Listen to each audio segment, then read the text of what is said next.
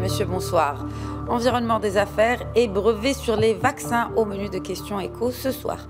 Alors que le compte à rebours a commencé pour la publication du rapport Doing Business de la Banque mondiale, la politique nationale 2021-2025 vient d'être adoptée par le CNEA, le Comité national de l'environnement des affaires. Nous en parlons en compagnie de Tahami El-Maaroufi, conseiller auprès du chef du gouvernement en charge de la coordination des travaux du comité.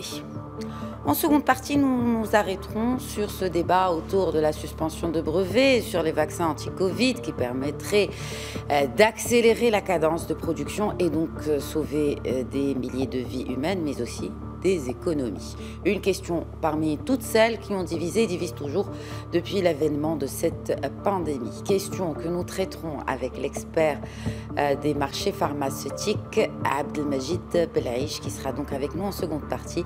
Je vous souhaite à toutes et à tous la bienvenue.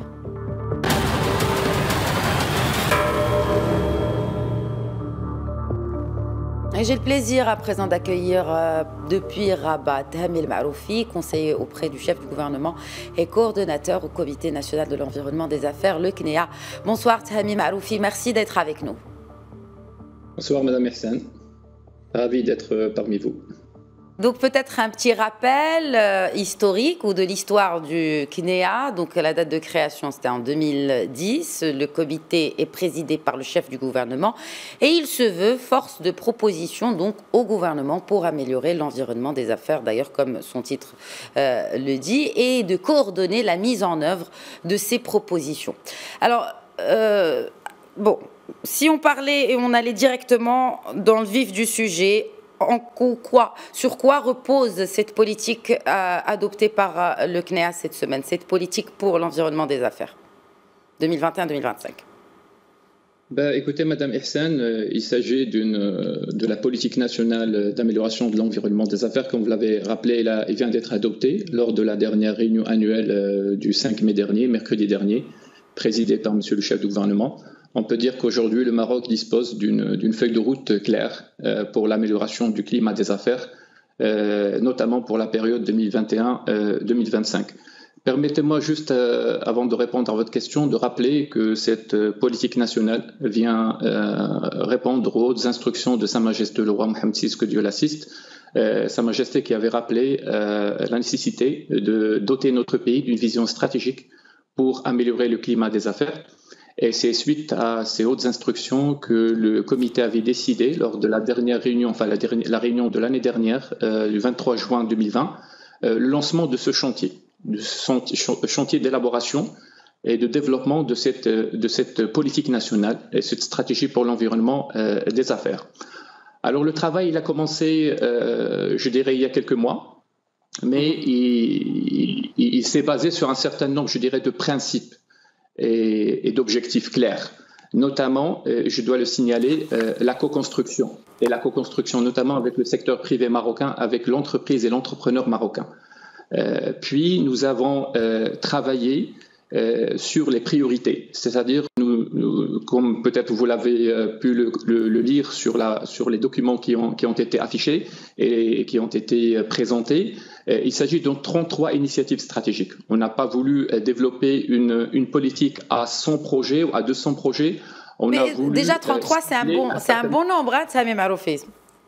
Ça fait quand même beaucoup. Je vais développer quand même davantage cet aspect-là. Vous allez vous rendre compte qu'il s'agit de contraintes principales que nous essayons de traiter et qu'il s'agira de chantiers majeurs sur 5 ans quand même d'amélioration de l'environnement des affaires au Maroc. Mais tout d'abord, je souhaiterais très rapidement, si vous le permettez, rappeler le processus d'élaboration qui était, comme je l'ai dit, un processus participatif.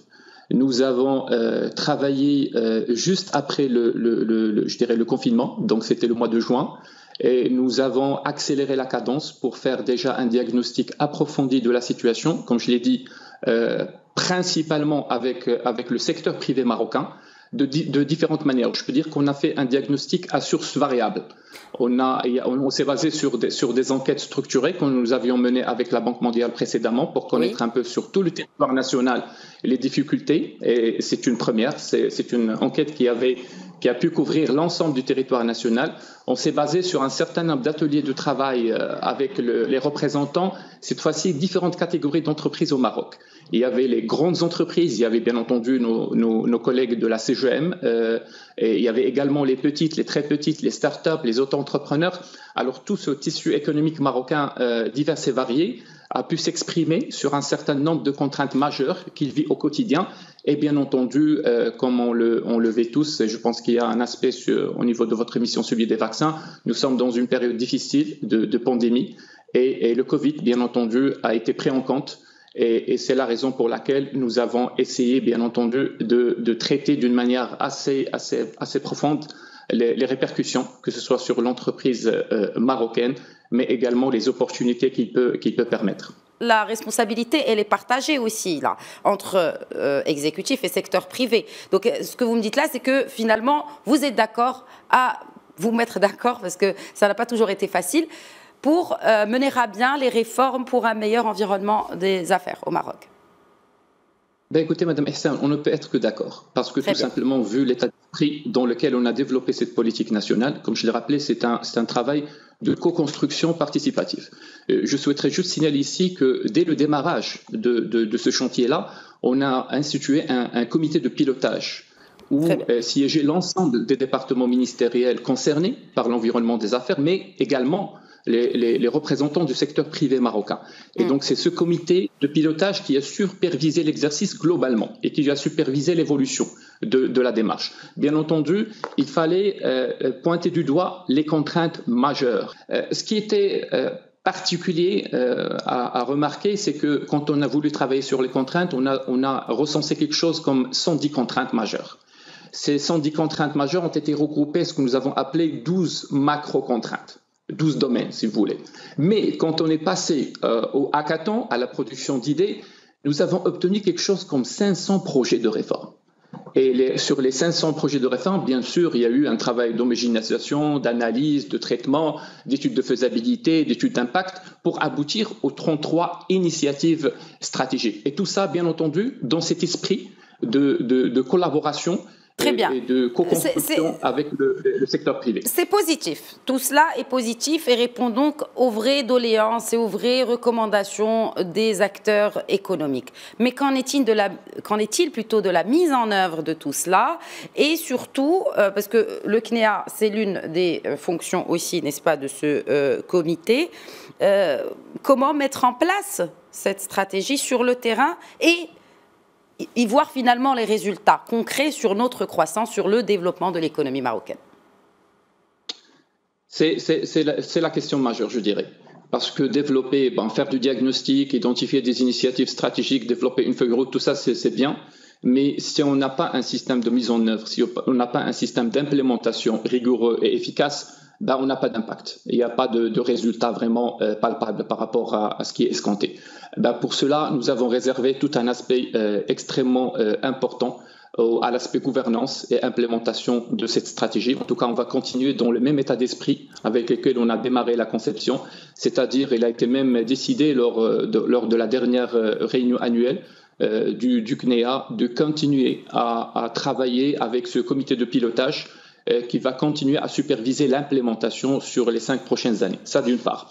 Vous avez rappelé tout au départ, Madame Ihsan, que le CNEA il a quand même 10 années d'existence. C'est-à-dire qu'on ne commence pas avec un comité, une delivery unit, si vous voulez, une structure de production de réforme qui vient de démarrer. Sur l'implémentation, ce qui est important à faire, c'est que les initiatives qui ont été retenues sont toutes des initiatives transverses qui vont nécessiter, pour leur mise en œuvre, un travail de coordination. Déjà, avec le secteur privé, pour continuer à avoir son avis, avoir toujours la remontée d'informations sur l'impact de ce que nous allons mettre en œuvre en tant que réforme, mais également avec les différents intervenants aux différents ministères. Vous savez, Madame Ihsan, quand vous essayez seul de réformer un certain nombre de chantiers au environnement des affaires, c'est déjà compliqué. Quand vous êtes à plusieurs, l'exercice devient très difficile.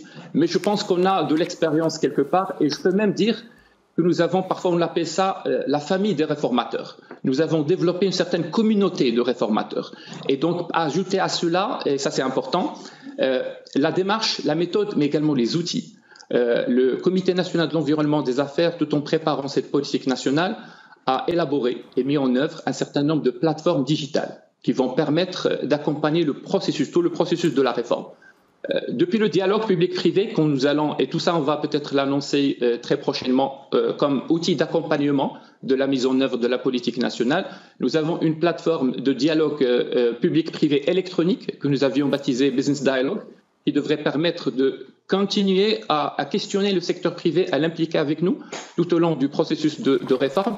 Nous avons également développé une plateforme qui va s'appeler Business Barometer, qui va permettre le feedback, la remontée de l'information par rapport à ce qui est livré, à ce qui est réalisé pour mesurer l'impact. Et le plus important de tout ça, c'est que nous avons développé le Business Delivery, c'est la plateforme de management de projet qui prend en considération les normes de management de projet pour avoir une implémentation efficace. Et donc tout ça, ce sont des outils qui ont été mis en œuvre pour à la fois deux aspects. Suivre les initiatives et leur implémentation, je dirais, régulière dans le temps, mais également, et ça c'est encore plus important, c'est encore plus en profondeur, il ne s'agit pas de réaliser une réforme, il s'agit de s'assurer que la réforme a un impact, à changer le quotidien des entreprises. Ça fait partie absolument d'évaluer l'impact sur les secteurs concernés. C'est l'un du triptyque en tout cas qui définit même le CNEA, le Comité national de l'environnement des affaires. Mais alors, je voudrais juste vous interpeller justement par rapport à ce rapport Doing Business de la Banque mondiale que tout le monde attend. Il devrait normalement être dévoilé dans les semaines qui suivent, voire même dans les jours qui suivent. Est-ce que c'est une coïncidence que justement la politique nationale 2021-2025 a été lancée dans ces jours-là, en même temps? Écoutez, la politique nationale de l'amélioration de l'environnement des affaires est une chose, le classement Doing Business c'est une autre histoire. Certainement. L'idée ce que nous essayons de faire, c'est de travailler avec un certain équilibre. Vous savez, quand nous étions 128e mondial, nous étions taxés comme étant un pays avec un environnement des affaires compliqué. Et donc, quoi qu'on essayait de faire, on perdait de crédibilité sur la pertinence de nos réformes. Maintenant que nous sommes 53e mondial, le Maroc est présenté comme modèle. Et sincèrement, on fait partie de la cartographie des pays qui sont les plus cités régulièrement comme pays modèles en termes d'amélioration de l'environnement des affaires. Donc normalement, en 2021, on devrait faire notre entrée dans le top 50 du Maroc, dans le Doing Business. On espère. On espère. En tout cas, on a présenté un dossier de réforme assez solide, notamment la dernière loi sur les sorties immobilières et le registre national des nantissements, qui était une réforme complète de bout en bout, qui a permis, lors du Covid, lors de la période de confinement, de continuer à accorder des crédits et des financements, notamment aux petites et très petites entreprises, en utilisant notamment les sûretés mobilières et parce que nous avions ce registre électronique. Il a énormément aidé en période de crise et les chiffres le montrent. Permettez-moi juste vraiment en 2 mots parce qu'on n'a plus de temps. Très rapidement, juste pour dire, la politique nationale a été réalisée essentiellement pour l'entreprise marocaine et pour répondre aux contraintes de l'entreprise marocaine. Et tout ce qui est Doing Business va être un processus parallèle, bien sûr, qui va bénéficier des retombées de la politique nationale. Merci beaucoup, merci. Merci beaucoup. Oui, merci Tammy Maroufi, merci d'avoir répondu à nos questions.